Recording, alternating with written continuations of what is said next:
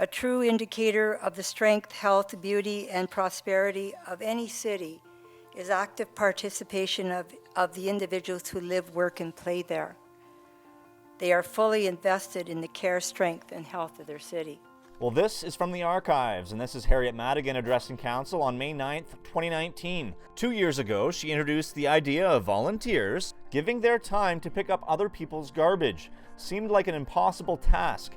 However, in 2021, Clean Green Beautiful has taken off, and dozens of volunteers are cleaning every square kilometer of this city.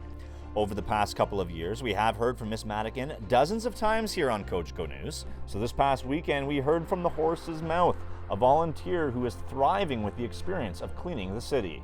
Jeff Borden is an Ontario Northland retiree, and picking up garbage in retirement may seem like a mundane task, but for Borden, far from it. So tell me how you kind of fell into Clean Green Beautiful and becoming a volunteer. Well, your choice of words is good, Clarke. I did fall into it.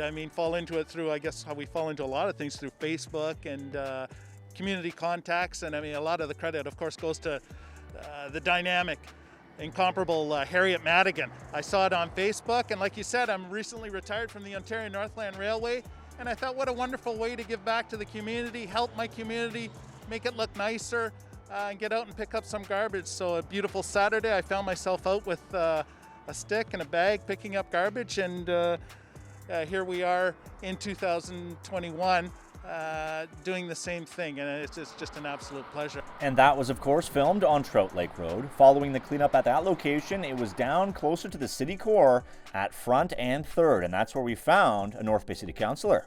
Part of the job of being a North Bay City Councillor is to be involved with agency boards and commissions. Councillor Joanne Brews is very much involved with Clean Green Beautiful. She's been involved since day one, and she's out on the street doing the hard work. It has blossomed this year, and it is crazy, which is fantastic. I clean in my area, try to go out maybe an hour and a half every week. And this street I hadn't done all season, and I'm amazed how cleaner it is. It's not 100% cleaned. I've still picked up items, but it's encouraging, and I do know there's a lot of other people in my neighborhood that are picking up. I just don't know it. What sense of ownership do you get from having the reward of seeing a clean street after you've done the hard work? I have a lot of pride that I'm good to Mother Nature, and I'm also good to our lakes, because none of this is going to end up into the sewer system and into our Lake Nipissing. So that is very important to me. And what's important to longtime volunteer Ralph Celentano? Staying positive and enjoying the cleanup. There's a great momentum happening in the city. We had a wonderful campaign through the Earth Day weekend, and that has just brought us more excitement than we've had in previous years. The excitement is contagious.